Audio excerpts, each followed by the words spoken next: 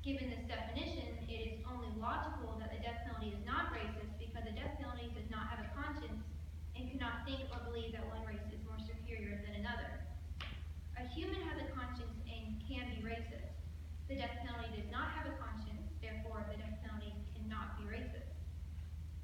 When talking about racial discrimination showing up in the death penalty execution list, which only has 17 people on it for 2016, then yes, there is a little bit of racial discrimination in it if you look at it in that kind of way.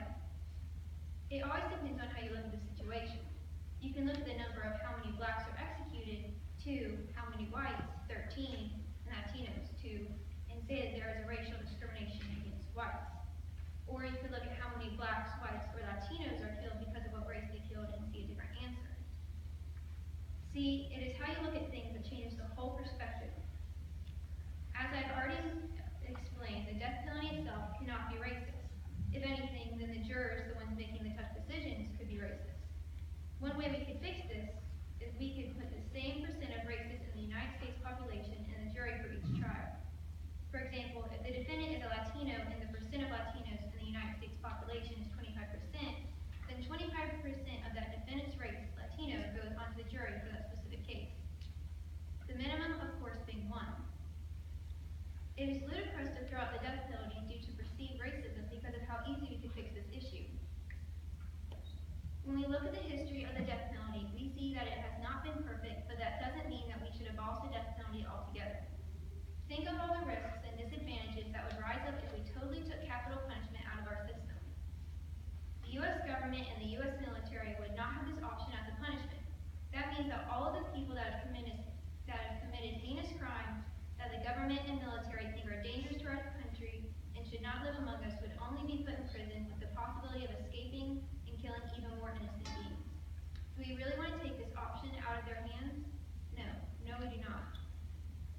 If we didn't have the death penalty, then criminals like Ted Bundy, a serial killer that brutally murdered over 30 people overall, and Timothy McVeigh, a bomber who killed 168 people overall, would only be in prison with the possibility of escaping, committing sexual offenses, and killing even more innocent human beings.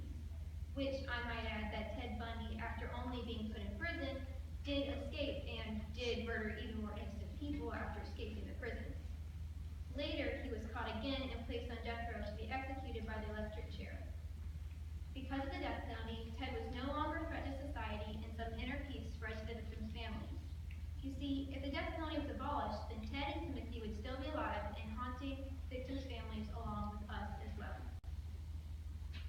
Another disadvantage is that prosecution attorneys would lose one of their most substantial leverage points if the death penalty was abolished.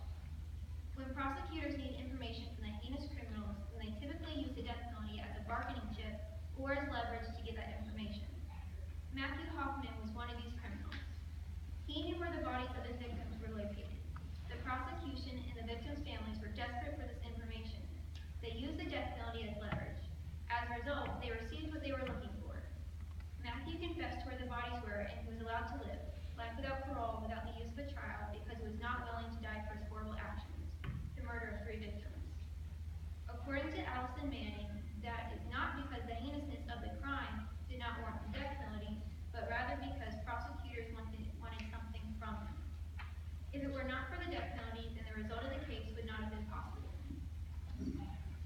Lastly, if we didn't have the death penalty, then even more convicted criminals would have been set free by the president this year. Overall, 944 people have been or will be free from prison over the next 2 years by the president. Out of those 944 people, 324 of them were sentenced with life imprisonment and are now free. None of those mysteriously free dangerous people were death row inmates. No one on death row was set free or will be set free in the near future because of the president's decision. Because with the death penalty, we make sure that no one correctly convicted gets off of death row, even by the president. Death row inmates will remain where they are unless or until proven innocent. The death penalty serves as one main purpose: to make the country as a whole a safer place, creating boundaries and providing punishments for those who attack those boundaries. The death penalty provides leverage for prosecuting attorneys, is not racist, has saved us from